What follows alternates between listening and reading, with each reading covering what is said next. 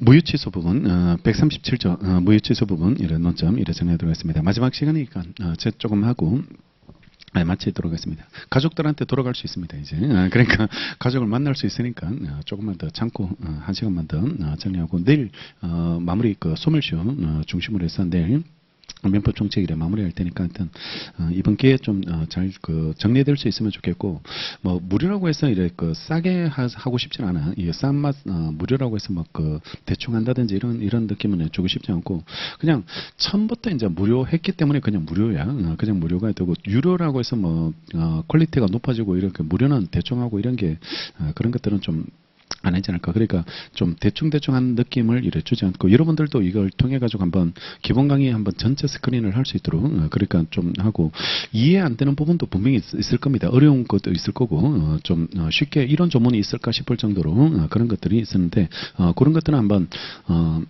교재를 한번 찾아가서 한번 읽어주고 이렇게 해서 아니면 또 왔다 갔다 하시면서 또 여러 번 또 반복해서 듣다 보면 조문이 일단 잘 정리돼야 됩니다. 조문이 법학은 항상 출발이 조문 정리부터 하시는 게 조문에 대한 이해들 이런 거 거기에 맞게 해석해 주는 게 판례거든. 판례가 되니까 그러니까 그 판례를 공부할 때 노동법을 공부할 때도 아니면 다른 과목을 공부할 때도 그런 것들을 항상 이래 생각하고 미리 외우는 것도 중요한데 왜 이게 나왔을까 이런 것들을 한번 어떤 관점에서 나왔을지 그러면 그게 문제가 뭐냐면 강조점을 잘 파악할 수 있거든. 그러니까 평평하게 그냥 내용을 10줄 써도 강조점이 하나도 안 들어가면 그게 점수가 안 나오는 겁니다. 그러니까 자꾸 이래 그 답안지 자체에 대해서 몇 줄 써야 되겠다 이렇게 생각하지 마시고 핵심을 잘 부각하고 강조를 잘 하겠다 이런 식으로 이래 생각하신다면 그러면 점수는 이래 받을 수 있게 될 테니까 그렇게 그런 점수가 될 수 있도록. 근데 그게 하루아침에 써지진 않으니까 여러 번 시행착오를 겪어봐야 되니까 계속 써보세요. 이렇게 써보고 지적받아보고 다시 또 써보고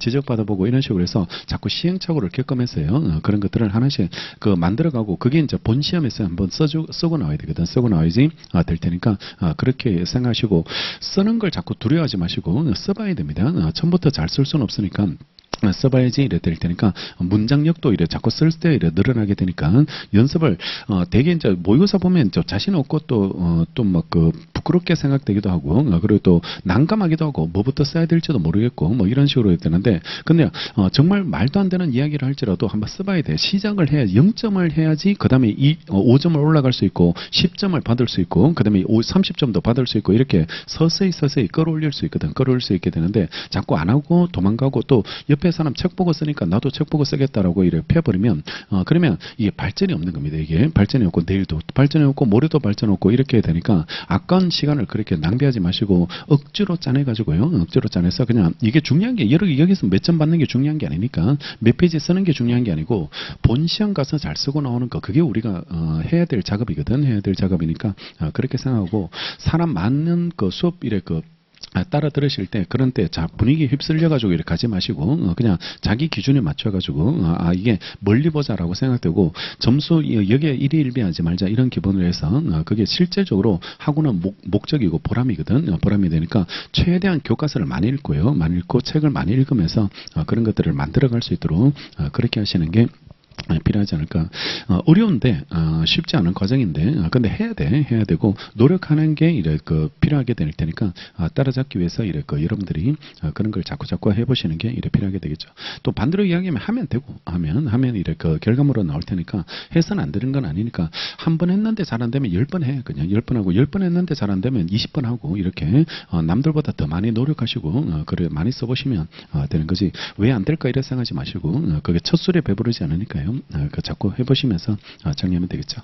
자, 무효 취소. 1차 깔보지 말고 하여튼 꼼꼼하게 꼼꼼하게 해놓으시고 또 원래처럼 또 이 합격률이 30%밖에 안 되는 거는 정말 진짜 오랜만에 진짜 이런 합격률은 정말 제 노무사 강의하고 처음 보는 거예요. 참 10년 넘었지 싶은데 근데 그 기간 동안 처음이야 이게. 그 기간 동안 이 합격률은 처음이 되니까 이 정도 합격률은 정말 깜짝 놀랐어요. 정말 이 정도 합격률이 이 정도밖에 안 나올까라고 이래 생각되는데요. 만전을 기하세요. 쉽다 할지라도 돼야지 쉬운 거고 해야지 쉬운 거다. 해야지 쉬운 거고 안 해도 붙을 수 있다. 이래 말하는 건 없어. 이런 거를 말하는 건 없으니까 그러니까 꼭 이래 안전하게 하나라도 더 보고 거창하게 이래 공부하지 말고 그저 왔다 갔다 하면서 그 버스에서 민법을 정리하겠다라든지 뭐 이렇게 그런 형태로 해서라도 좀 정리하고 객관식 같은 거 이래 찢어가지고 들고 다니면서 왔다 갔다 하면서 풀어. 그냥 왔다 갔다 식사하면서 풀고 그다음에 뭐 출퇴근하면서 풀고 뭐 이렇게 해가지고 짜투리 시간 활용해도 그 여러 번 볼 수 있습니다. 여러 번 볼 수 있으니까 그러니까 그렇게 활용해서라도 1차를 좀 만전을 기할 수 있도록 하는 게 필요하게 되겠죠. 자, 무효취소. 거기 표가 먼저 차이점이 나오는데요.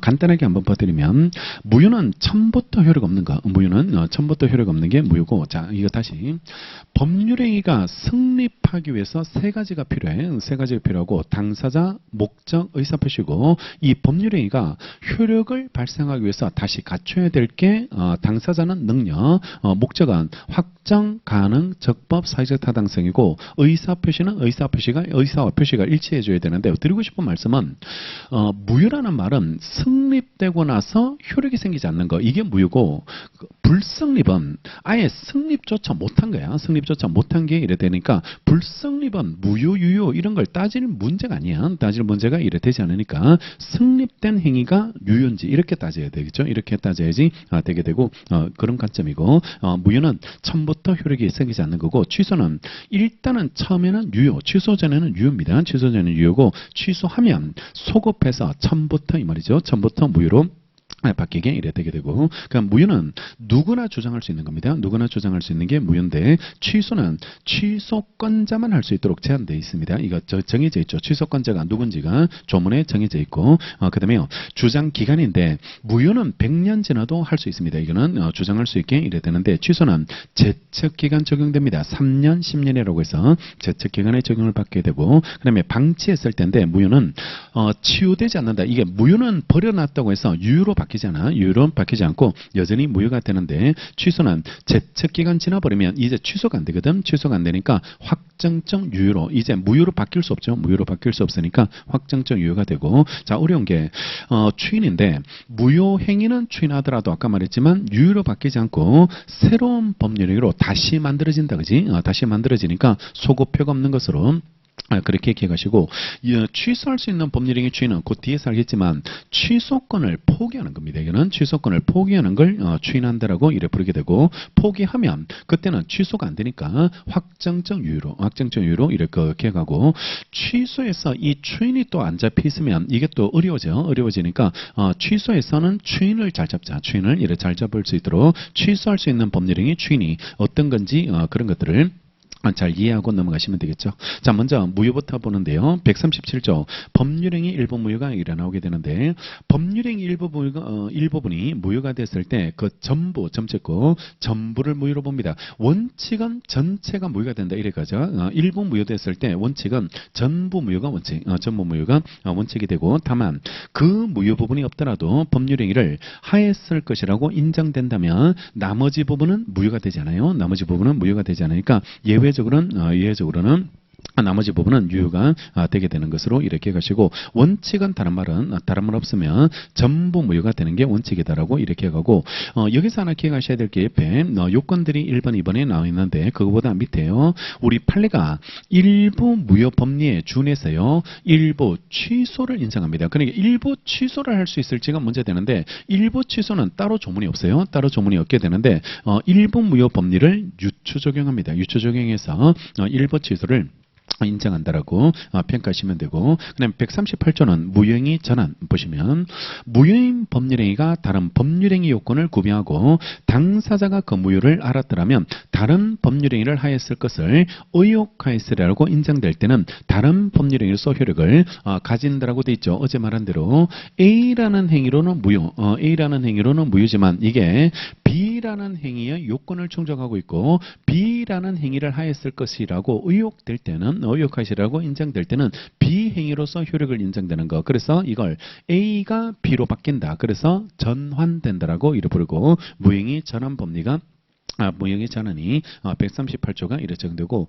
불공정한 법률행위 꼭 떠올라야 돼. 불공정한 법률행위 어제 매매 대금이 너무 많아서 폭행위로 봐서 무효가 돼도 매매 대금을 적당히 감액하면요. 감액하면 그거는 유효로 바뀝니다. 유효로 바뀌니까 무효행위 추인은 안 되지만 무효행위 전환은 된다는 거. 불공정한 법률행위 논점을 기억하고 옆에 적용 범위 문제 보면 단독 행위에도 전환이 인정됩니다. 우리 민법이 비밀 정서로서 유언이 무효가 돼도 자필 정서로서 효력을 인정하고 있거든. 따라서 조문에서 단독 행위를 인정합니다. 무형의 전환을 1071조에서 인정하니까 단독 행위도 인정되고 신분 행위도 전환이 인정될 수 있게 이래 된다는 거 기억하시면 되고 출제는 불공정한 법률행위 걔가 많이 출제돼 많이 출제되니까 불공정한 법률행위 자체를 기억해서 이래 정리를 해놓고 하나만 더 정리할게요. 하나만 더 정리하면 여러분들 근로자가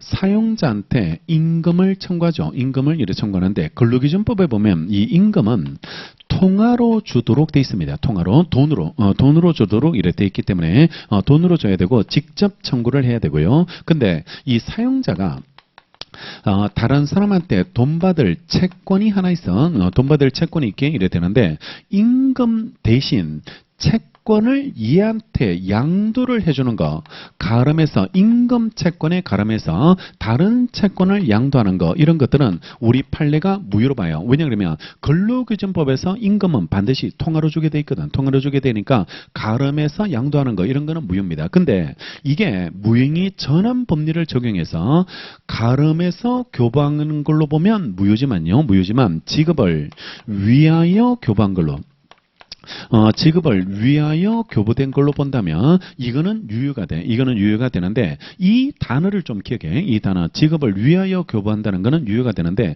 이게 무슨 말이냐면 지급을 위하여 본 것으로 보면 이게 그대로 살아있고 이것도 넘어오고 이렇게 되면 얘는 임금 채권으로 사용자한테 가서 받을 수도 있고 얘한테 채권 양도 받은 걸로 가서도 받을 수 있으니까 두 개 중 하나로 받을 수 있게 되는 거 이걸 지급을 위하여 교부했다라고 이래 부르게 되고 이거는 근로자한테 불리한 게 없으니까 가름한 걸로 보면 이거 대신 이걸로 받아야 되는 거 이게 가름한 건데 가름한 걸로 보면 가름한 걸로 보면 무효가 되는데 지급을 위하여 교부된 걸로 본다면 이때는 유효로 볼 수 있고 이 지급을 위하여 교부한 걸로 보면 이걸로도 받을 수 있고 이걸로도 받을 수 있는 거 이런 것들을 지급을 위하여 교부된 걸로 본다라고 이렇게 기억하시고 요 단어 개념을 기억하시고 이거는 앞으로 자주 만나게 될 겁니다. 가름해서 교부했는지 아니면 지급을 위해서 교부했는지 이런 단어가 이래 나오게 되고 무형의 전환 법리를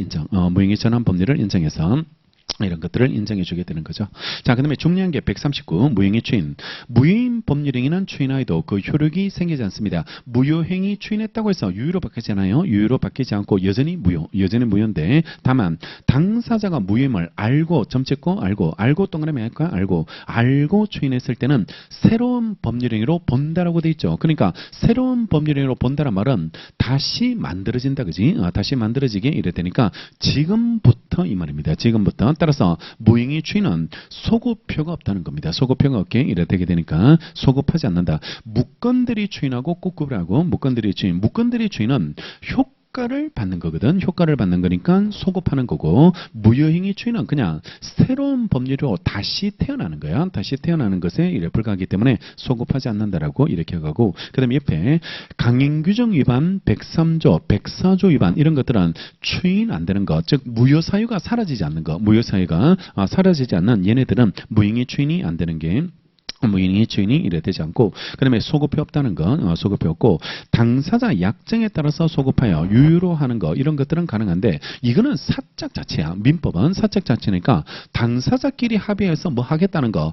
다 된다 이렇게 얘기해. 다 가능하게 되고 남한테 피해만 안 주면 돼. 남한테 피해만 안 주면 당사자끼리 하는 거 이런 것들은 다 합의하는 거 가능하고 이걸 깹덩해버리면 안 됩니다. 이거 사적 자체를 전혀 이해 못하고 있는 게 될 테니까 합의로서 소급해 주겠다는 거 이런 것들은 금지할 이유가 없어요. 금지할 당사자끼리 합의하는 거는 다 가능하게 이래 되고 그 다음에 무권리자 처분행위 추인도 가능하게 되는데 이거 사적 자치의 근거, 사적 자치를 근거로 해서 원래 무근한 자 처분행위 하면 무효죠. 무효가 이래 되고 대리도 적용되지 않으니까 그거는 언제든지 당사자가 찾아갈 수 있는데 그걸 찾아가지 않겠다는 거, 찾아가지 않겠다는 게 무근한 자 처분행위 추인이 이래 되게 되는데 옆에 쓰나요?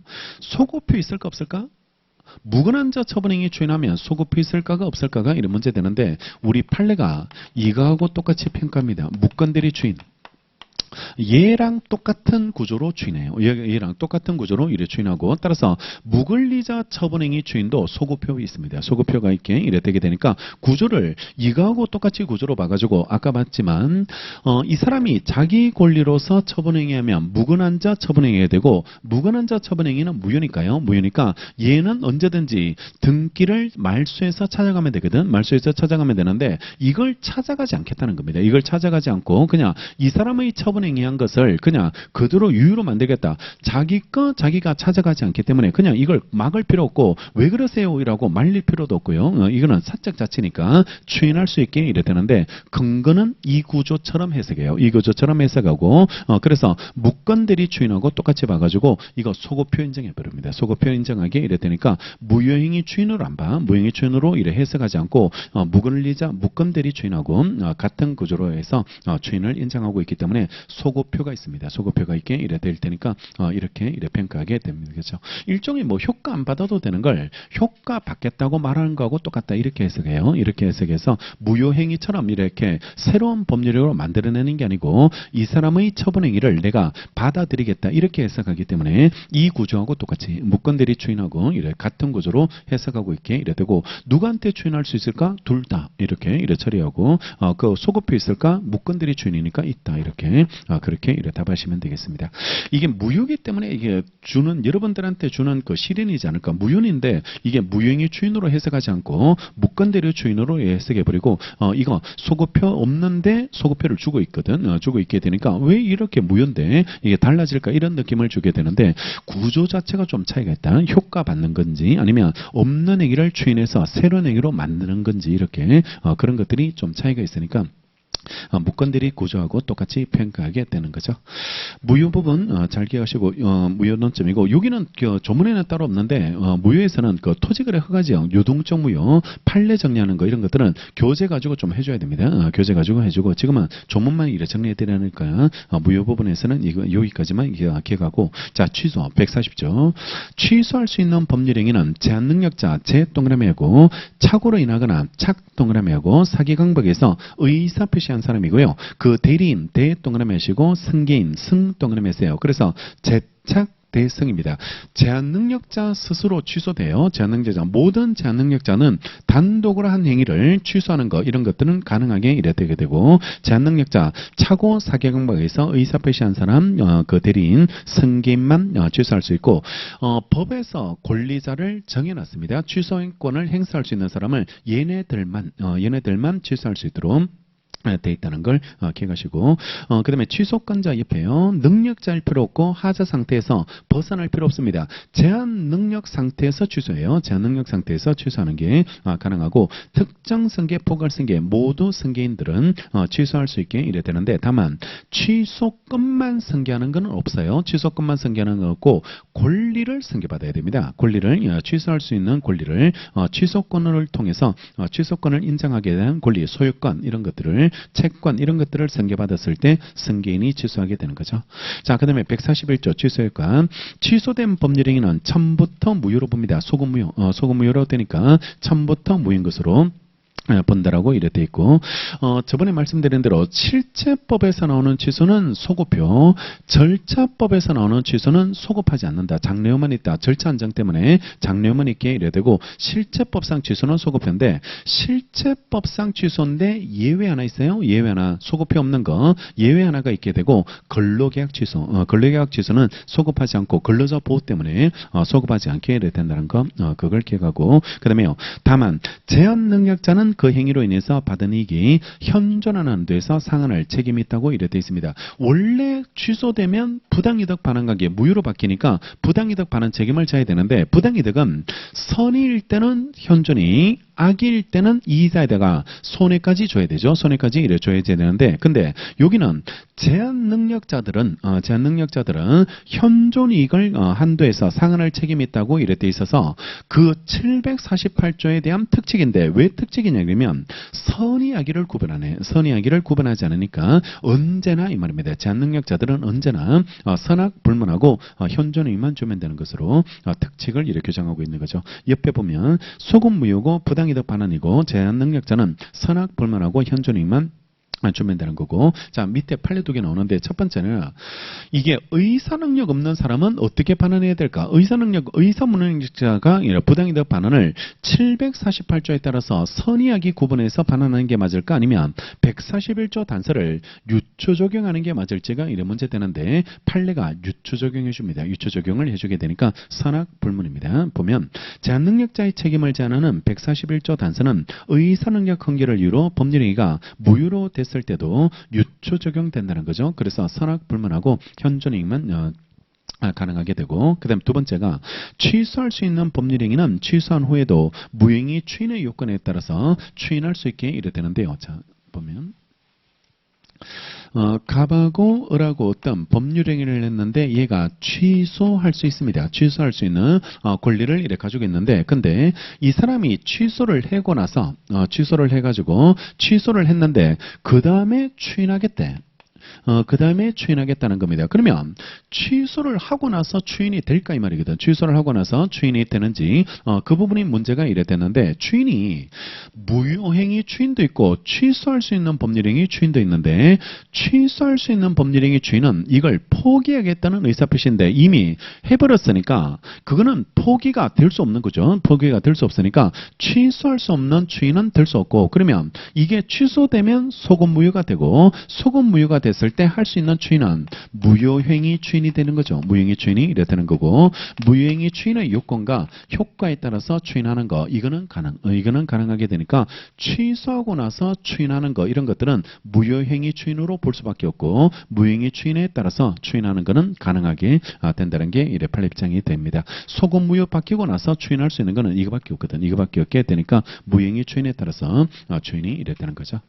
자, 됐고 142조 취소 상대방인데요. 취소할 수 있는 법률행위 상대방이 확정한 경우에는요, 그 취소는 그 상대방에 대한 의사표시를 한다고 이래 돼 있는데, 갑이 을한테 물건을 팔고 을은 병한테 물건을 이래 넘겼습니다. 병한테 물건을 넘겼는데, 근데 얘가 나중에 취소권을 가지고 취소하려고 할 때 누구한테 할까? 누구한테 하는 게, 누구한테 취소 의사표시를 해줘야 될지 문제 되는데, 취소할 수 있는 법률행위 상대방이 확정돼 있을 때 그때는 상대방한테 합니다. 상대방한테 하면 되고, 병한테 하는 게 아니고 상대방 여기에 취소하면 돼요. 여기에 취소하고, 취소하면 소급무효로 바뀌어버리거든. 소급무효로 바뀌니까 무효인자로부터 넘겨받았으면 얘는 보호될 수 없겠죠. 보호될 수 없는데, 다만 취소는 종류가 두 가지로 구분해가지고, 제한 능력자의 법률행위를 취소했을 때는 선의자가 보호한대. 선의자가 보호한다니까 제한 능력을 이루어서 취소했을 때는 모든 사람한테 무효조장할 수 있으니까 이걸 돌려줘야 됩니다. 돌려줘야 되는데, 근데 차고 사기 강박을 이루어서 취소했다면 그때는 이거는 선의제3자 보호조문이 있고, 선의제3자 보호조문에 들어가면 그때는 얘한테는 대항할 수 없고 얘한테는 대항할 수 없게 이래 되니까 어떤 이유를 가지고 취소했는지에 따라서 병이 보호될지 말지가 달라지게 되는데, 일단 취소는 을한테, 상대방이 확정돼 있으면 을한테 하게 이래 되게 되는 거죠. 옆에 언제나 의사표시 직접 상대방한테만 행사할 수 있고, 포괄 승계는 상대방이 가능하고, 특정 승계인 즉 병이죠. 특정 승계 병한테는 허용되지 않게 이래 되는 거죠. 자, 143조 추인이 나옵니다. 추인이 나오게 이래 되게 되니까 지금부터 추인을 정리하게 이래 되는데, 143조 취소할 수 있는 법률행위는 140조에 규정한 자가 추인할 수 있고, 추인한 후에는 취소하지는 못해요. 취소할 수 없다라고 이래 되는데, 자 갑이 을한테 어떤 법률행위를 했는데 이 사람이 취소할 수 있게 됩니다. 취소할 수 있게 이래 되는데 취소할 수 있다는 말은 지금은 유효, 그지? 지금은 유효고 취소하면 소급해서 무효로 바뀌죠. 소급해서 무효로 바뀐다. 그래서 이걸 이렇게 부르는 교수님도 있는데 지금은 유효지만 취소하는 순간 무효로 바뀌잖아요. 무효로 바뀌니까 무효로 바뀔 수 있는 유효다. 그래서 이걸 유동적 유효다 이렇게 불러요. 유동적 유효라고 부르게 이래 되는데 근데 이걸 추인하겠다는 말이다. 이걸 추인하겠다. 그러니까 지금도 유효인데 왜 추인할까 이 말이거든. 왜 추인할까라고 이래 보게 되는데 취소하면 이게 소급해서 무효로 바뀌는데 그걸 하지 않겠다는 겁니다. 하지 않겠다. 따라서 유동적 유효를 확정적 유효로 만드는 것. 확정적 유효로 만들어서 더 이상 취소할 수 있는 법률행위로 만들지 않겠다는 것. 그래서 취소권을 포기하는 추인, 취소권을 이래 포기하겠다는 거. 이게 취소할 수 있는 법률행위 추인입니다. 취소할 수 있는 법률행위 추인이 이래 되니까 그러면 오늘 무건대리 추인, 무효행위 추인, 취소할 수 있는 법률행위 추인 3개가 나왔고 3개가 의미가 다 달라. 3개가 의미가 이래 다르니까 추인을 3가지를 이렇게 구분해서 보고 무근리자 처분행위 추인 4개까지 이래 나오게 되는데 무근리자 처분행위 추인은 사적 자치에서 인정되고 구조는 무건대리 추인처럼 이래 해석하고 있다라고 기억하시고 취소할 수 있는 법률행위 추인은 취소권을 포기하겠다. 더 이상 무효로 만들지 않겠다는 거. 이게 추인이 이래 되게 되는데 144조가 중요합니다. 요건인데 1항 보시면 추인은 취소 원인이 소멸된 후에 해야지만 효력이 있다고 이래 돼 있고 취소 원인이 소멸돼야 돼. 취소 원인이 소멸돼야 되고 2항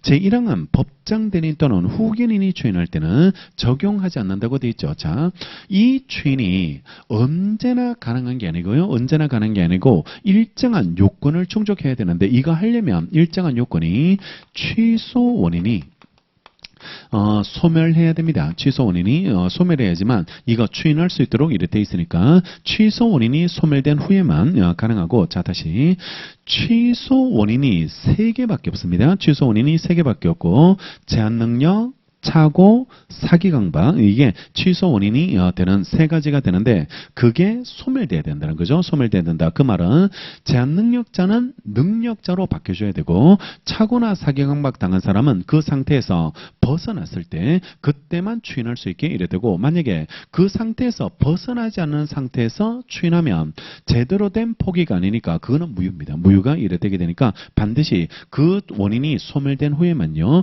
추인할 수 있게 되고 만약에 그 소멸 전에 추인할 수 있는 사람은 얘네들은 안 되고 얘는 추인할 수 없게 되고 만약에 소멸 전에 추인하고 싶으면 얘네들의 법정 대리인이 추인해야 돼요. 법정 대리인이 추인을 해야 되고 법정 대리인 또는 후견인이 추인할 때는 이건 적용하지 않으니까 소멸 전에도 가능하게 되고 그리고 조문에는 없지만 우리가 뭘 포기하려면 어떤 상태를 인식이 들어가야 돼. 인식하고 내가 취소할 수 있지만 나는 취소 안 할래. 이렇게 들어가야지 제대로 된 포기가 되는 거지. 자기가 취소할 수 있다는 걸 인식도 못한 상태에서 포기하는 거. 이런 것들은 제대로 된 포기가 아니거든. 제대로 된 포기가 아니니까 이런 것들은 반드시 인식이 이래 들어가야 되고 취소 원인이 소멸된 후에만 가능하게 됩니다. 옆에 보시면 144조 옆에 추인권자는 취소권자와 똑같고 반드시 취소 원인이 종료 후에만 추인할 수 있게 이래 되고 다만 법정 대리인 또는 후견인이 추인할 때는 종료 전에도 할 수 있다는 거. 취소할 수 있는 법률행위를 알고서 해야 돼. 인식이 들어가야지 이게 제대로 된 포기로 평가할 수 있게 이래 되는 거죠. 자, 그 다음에 145조인데요. 145조가 나오게 이래 되게 되는데 145조는 이것처럼 명시적으로 내가 추인하진 않았어요. 명시적으로 추인하진 않았는데 이 정도 행동하면 법에서 추인한 걸로 간주시키겠다는 겁니다. 간주시키는 거. 이걸 법정 추인이라고 이렇게 부르게 되는데 이 사람들이 이 정도 행동해놓고 추인하면 이거는 오히려 모순이야. 이건 오히려 취소하면 오히려 모순이 이래 되게 되니까 이 정도 행동했는 사람들 예컨대 뭐 매매 대금을 받았다든지 아니면 자기가 담보를 받았다든지 담보를 줬다든지 이런 행동해놓고 야 돈은 받았지만 나는 취소하겠다. 이게 뭔 소리야? 이게 돈은 받을 거나 다 받아놓고요. 돈도 다 취하려놓고 맞네요. 금액이 딱 맞습니다. 이제 취소할게요. 이런 말을 하는 게 어디 있어? 그러니까 이런 행동했다는 것 자체가 추인한 걸로 간주해서 취소권을 포기한 걸로 만들겠다는 게 그게 법정 추인이고, 얘는 명시적으로 내가 취소권을 포기하는 거고, 이거는 명시적으로 포기하지 않아도 이 정도 행동하면 그거는 추인한 걸로 봐서 취소권을 포기한 걸로 이래 평가하게 이래 되게 되는데, 145조 조문 볼까요? 145조. 취소할 수 있는 법률행위에 관해서 전조의 규정에 따라서 추인할 수 있는 후라고 되어 있습니다. 그죠? 추인할 수 있는 후에 다음 각호 사유가 있다면 추인한 것으로 본다라고 되어 있고, 다만 이를 보류한 때는 그렇지 않다라고 되어 있습니다. 자 봐요. 이거는 일단은 이 법정 추인이 되려면 추인할 수 있는 후에 추인할 수 있는 후에요. 추인할 수 있는 후에 이때 일정한 행위가 일어나야 됩니다. 일정한 행위가 일어나야 되고, 추인할 수 있는 후라는 것은 같은 말이 취소 원인이 소멸돼야 됩니다. 그죠? 이때부터 추인할 수 있으니까 취소 원인이 소멸됐을 때 이런 행동을 해야 되고, 미성년자나 차고나 사기 강박을 당한 사람은 그 상태에서 이 행동하더라도 포기된 걸로 보면 안 돼. 추인한 걸로 보면 안 되니까 추인할 수 있는 후에 이런 행동을 해야 되고, 그 다음에 두 번째는 이 사람이 어쩔 수 없이 이런 행동을 할 수 있어. 그러니까 돈을 자기가 받고 싶지는 않았는데 어쩔 수 없이 돈을 받는다든지 갑자기 던졌어. 그러면 반사신경 때문에 받아버렸거든. 야, 주인이네. 이렇게 해서는 안 된다고. 이렇게 해서는 안 되기 때문에 어쩔 수 없이 행동으로 이런 일정한 행동을 하면서도요, 할 수밖에 없는 경우에 그때는 이 일을 보류, 내가 취소권을 포기하지 않겠다는 반대 의사를 나타낸 사람한테 추인하면 안 되니까, 추인한 것으로 보면 안 되니까 이 일을 보류하지 않았을 때, 즉 반대 의사를 표시하지 않았을 때, 그때는 취소할 수 있다는 걸 보류, 여지를 남겨놓지 않았을 때 그때 추인으로 보고, 이건 남겨놓으면 포기된 걸로 간주되지 않습니다. 명시적 의사가 더 우선돼야 되니까 이 보류가 없어야지만 법정 추인이고, 있으면 법정 추인 아니다라고 이렇게 하고, 그 다음에 여기는 이 사람이 무슨 생각을 가지고 했는지, 자기가 어떤 것을 생각하면서 이런 행동했는지 그걸 따지지 않겠다는 거, 인식을 묻지 않는 거, 인식을 이래 묻지 않고 이 정도 행동을 통해서 추인으로 간주됩니다. 추인으로 이래 간주가 이래 되게 되니까 인식 여하를 불문한다는 게 여기하고 차이점으로 이래 비교해서 요건들을 이렇게 가시고, 사유가 거기 6개 나오죠. 6개 나오는데 전부나 일부를 이행한다든지요. 전부나 일부를 이행한다든지, 이행을 청구한다든지요.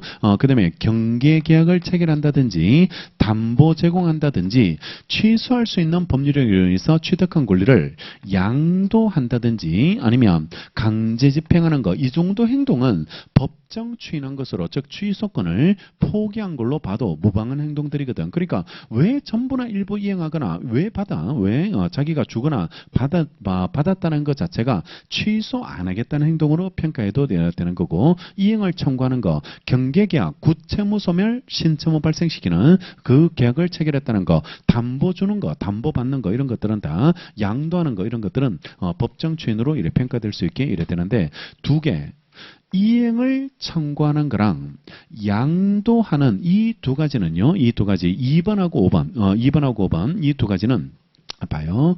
갑이 을한테 이행을 청구했을 때 이 사람의 취소권은 행사하지 않은 걸로 봐도 상관없죠. 행사하지 않은 걸로 봐도 상관없는데, 근데 상대방으로부터 청구받았을 때 얘 취소권 사라진다. 그러면 이 사람이 내 권리를 없애버리네. 내 권리를 없애버리게 이래 되니까 이거는 얘가 반드시 해야 돼. 취소권자가 해야지 했을 때 그때 법정 추인되고, 그 다음에요, 취소할 수 있는 권리를 취득한 권리, 취소할 수 있는 법률에 인해서 취득한 권리를 양도했을 때는 취소권을 포기하는데, 얘가 양도하면, 얘가 이래 채권을 양도했다면 그때는 이거는 양도 행위 자체가 취소 안 한 걸로 봐야 돼. 자기가 채권을 양도해놓고 이걸 무효로 만들면 이게 모순 아닌가요? 모순이 이래 되게 되니까 이때 추인으로 보는데, 근데 얘가 양도했다? 상대방이 양도했을 때 내 권리가 사라져야 될까? 내 권리가 사라지는 거, 이런 거는 인정할 수 없습니다. 따라서 상대방이 양도했다든지 하든지 상대방으로부터 이행 청구받는 거, 이거는 법정 추인 사유가 아니고 이 두 개는 반드시 취소권자가 해야 돼. 취소권자. 얘가 있을 때만 추인. 얘가 있을 때만 추인이고 나머지는 하든지 받든지 이런 것들은 상관없게 이래 되게 되니까 누가 하든지 이래 상관없고, 마지막에 강제 집행은 왜 받는 것도 법정 추인이 되냐 그러면 우리가 강제 집행하기 전에 미리 이걸 먼저 해야 되거든. 소송을 통해서 판결문을 들고 그 다음에 강제집행으로 가야 되는데요. 강제집행으로 가야 되는데 소송 끝날 때까지 이거 안 했다는 말이죠. 취소권을 행사하지 않았다는 말이고, 소송 끝날 때까지 취소권 행사하지 않으면 기판력 때문에 나중에 취소가 안 돼요. 나중에 이래 취소가 안 되기 때문에 강제집행은 하든지 받든지 똑같습니다. 동일하게 되고 두 개만 이행 청구 양도 이 두 개만 반드시 취소권자가 해줄 것이 필요하게 되는 거죠. 자, 1번 전부나 일부 이행, 2번 이행 청구 별표하고 2번 별표하고 3번 경계, 4번 담보 제공, 5번 별표하고 취소할 수 있는 행위로 취득한 권리의 전부나 일부의 양도고 6번 강제 집행이라고 되어 있습니다. 그래서 두 문자를 따서 전이, 경담, 양강이라고 해가지고 6가지가 이래 되고 그 중에 2번, 5번은 취소권자가 알아. 자, 옆에 주의. 취소할 수 있는 법률행위에서만 가능하고요. 취소 원인이 종료됐을 때만 가능하고, 행위자가 취소할 수 있는 법률행위인지 알고 있을 필요 없습니다. 인식 필요 없어요. 이거는 네가 무슨 생각했는지 그거는 전혀 고려하지 않고 이 정도 행동만 하면 이거는 취소권을 포기한 것으로 이래 평가하게 되고, 마지막 2번, 5번은 취소권자가 해야 돼. 취소권자가 해야지만 법정 추인이 이래 되는 거고, 상대방으로부터 청구받는다든지 상대방이 양도하는 거 이런 것들은 법정 추인이 이래 되지 않는 것으로 평가하시면 되겠죠. 자, 마지막에 146조. 취소권은 추인할 수 있는 날로부터 3년, 밑줄하고 추인할 수 있는 날부터 3년, 법률행위 한 날로부터 10년 내에 행사해야 됩니다. 10년 내에 행사해야 되는 3년, 10년이고, 자, 우리 내일 하겠지만 조문에서 기간이 나오고 시효라는 단어가 나오면 소멸시효. 조문에서 기간이 나오고 시효라는 말 없으면 이거는 제척기간입니다. 그래서 지금 3년, 10년만 나 있고 시효라는 단어 없잖아요. 시효라는 단어 없으니까 이거는 제척기간이고, 그리고 민법에서 제척기간이든 소멸시효든 3년, 10년 이렇게 나오면 무조건 하나만 도래하면 돼. 하나만 이래 도래하면 그때는 나머지 기간을 충족하지 않더라도 이거는 나머지 기간은 소멸입니다. 나머지 기간은 소멸하게 이래 되게 되니까 하나만 충족하면 된다라고 그렇게 이렇게 가시면 되니까, 하나만 충족했을 때 그때는 이거는 기간은 3년이 지나면 10년 기다리지 않고 10년 충족하면 3년 기다리지 않는다. 이렇게 가고, 자, 좀 오래된 기출 문제지만 한번 풀어드리면, 미성년자 상태에서요. 미성년자 상태에서 갑이 1995년생인 1995년생 3월 25일생 얘가 일정한 미성년자가 법정 대리인의 동의를 받지 않고요. 법정 대리인의 동의를 이래 받지 않고 단독으로 법률행위를 하게 됩니다. 단독으로 이래 법률행위를 하는데 2010년 3월 25일 날 단독으로 이래 법률행위를 하게 됐을 때, 그때 언제까지 취소할 수 있을지, 그 부분이 문제가 이래 되게 되는데, 추인할 수 있는 날로부터 3년, 법률행위 있었던 날로부터 10년이거든. 법률행위 있었던 날로부터 10년인데 이때로부터 10년이면 2020년이겠죠. 2020년 3월 24일 이때가 이래 되게 될 거고, 밤 12시니까 25일 오전 0시 이렇게 돼서 만료점이 이래 되게 되는데, 이게 먼저 도래했을지 아니면 3년이 먼저 도래했을지를 봐야 되고, 3년이 먼저 도래하면 10년 기다리지 않거든요. 10년을 기다리지 않으니까 이거 3년이 먼저 도래했는지를 봐야 되는데, 이 사람이 성년이 되고 나서 추인할 수 있는 날로부터 추인할 수 있는 날로부터요. 추인할 수 있는 날로부터 3년이라고 돼 있으니까 추인할 수 있는 날로부터 3년이거든. 날로부터 이래 3년이 이래 되게 되니까 추인할 수 있는 날은 취소권이 소멸한 날, 취소 원인이 소멸한 날이고, 취소 원인이 소멸한 날은 성년이 돼야 돼. 성년이 이래 돼야지 이래 되게 됩니다. 그러면 성년이 되려면 19세가 돼야 되죠. 19세가 이래 돼야 되니까 여기서 19세를 더하면 2004년 2004년이죠. 2004년 3월 24일 이때가 밤 12시가 이제 그 성년이 이랬다는 것으로 이래 처리되는데 이때로부터 3년이거든. 이때로부터 3년이 이래 되게 되니까 2007년 3월 24일이 이래 되게 되는데요. 그러면 이게 먼저 도래하네요. 2007년이 먼저 도래하고 얘보다는 얘가 도래하니까 2007년 3월 24일 밤 12시까지는 취소권을 행사해 줘야 되고 그때까지 취소권을 행사하지 않으면 이거 기다리지 않습니다. 이거 기다리지 않고 취소권 소멸, 취소권은 이래 소멸하게 될 테니까 추인할 수 있는 날로부터 3년, 법률행위 있었던 날로부터 10년 이렇게 처리해서 이래 정리하시면 되겠죠. 더하기를 좀 잘못한 것 같은데 19세가 이래 돼야 되니까 2014년이죠. 2014년이 이래 되게 되니까 14년이 이래 되고 그 다음에 2017년 3월 24일이 이래 되게 될 테니까 이래야 말이 되겠네. 그러니까 2017년 3월 24일 이때 초등학교 잘 나와야 돼. 초등학교 이해 잘 나야 되는데 이 산수가 1995에서 19도 하는 게 세상 어려운 산수가 이래 되게 되니까 2014년 3월 24일 여기서부터 3년 2017년 3월 24일이 되게 되겠네요. 그렇게 이래 풀어가시고 그 다음에 하나만 더 정리하면 추인할 수 있는 날로부터 3년 법률행위 한 날로부터 10년 이렇게 이래 처리가 이래 되게 되는데 이게 취소하면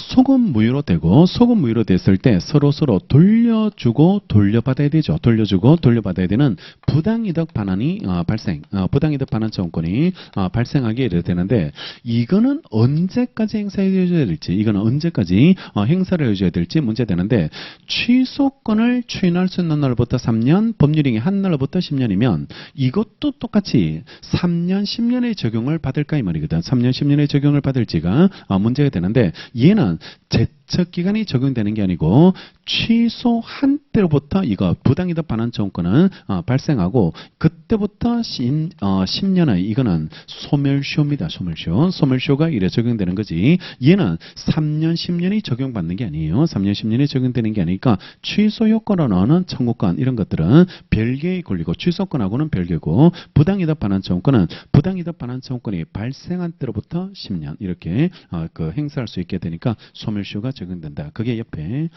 판례는 취소권은 단기 제척 기간 안에 행사를 해야 되지만 부당이득 반환 청구권은 취소권 행사 시부터요 소멸시효가 별도로 진행입니다. 이거는 별도로 일회 진행이고 10년의 소멸시효가 진행하는 것으로 평가하시면 이래 되겠죠.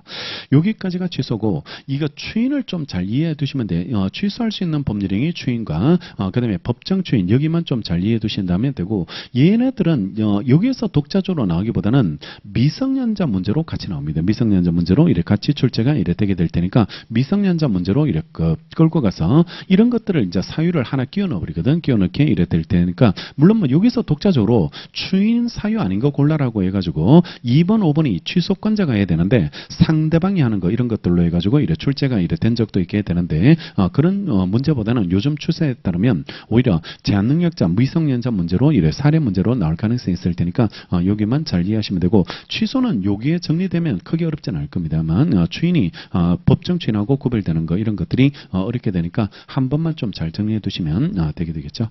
자, 그 다음에 조건기한인데 내일 여기서부터 해서 조건기한하고 내일 기간 소멸시효까지 해가지고 내일 마무리하는 걸로 정리하도록 하겠습니다. 예, 마치겠습니다. 수고했습니다.